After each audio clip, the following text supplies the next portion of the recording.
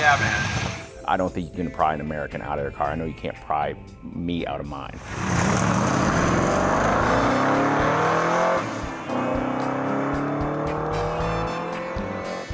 I like car shows. I like going to car shows. That's fun to go look at cars. But I'm way more into cars that go than show. You want a little of both. It's got to look the part. People always look at you funny when you pull up in a pickup truck and they say you built it to race. As soon as they hear it, as soon as they see it go, they know I wasn't bullshitting. Cars are a huge part of this country. The American dream is owning a vehicle, in my mind. Part of being an American means that you're probably as addicted to your car as you are to your phone.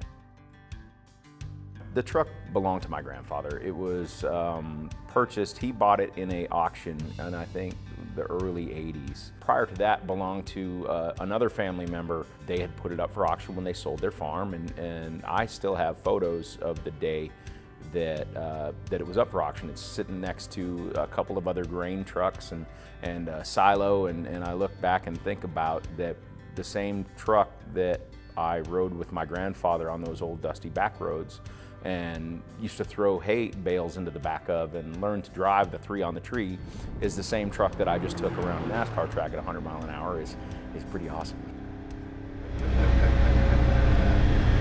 Ooh, yeah. It was his pride and joy. He loved it. He kept it really nice compared to most of the vehicles on the farm.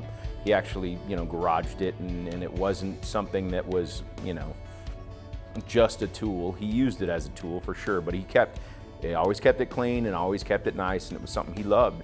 I drug it out of the barn with my uncle's truck and loaded it up on a trailer, and it's been in, if not every day, at least every other day, I've had something doing with it for the last 4 or 5 years. I've been thinking about what I'm going to do to it, trying to figure out, how I wanted to build it, and it's consumed a lot of my thoughts.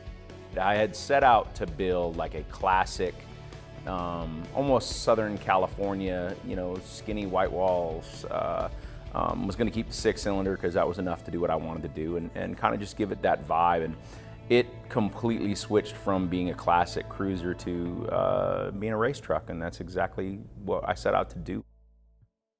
I love the style of the truck. I love the lines of the truck. A lot of people have thought that year Chevrolet truck was kind of the ugly duckling compared to the second gens.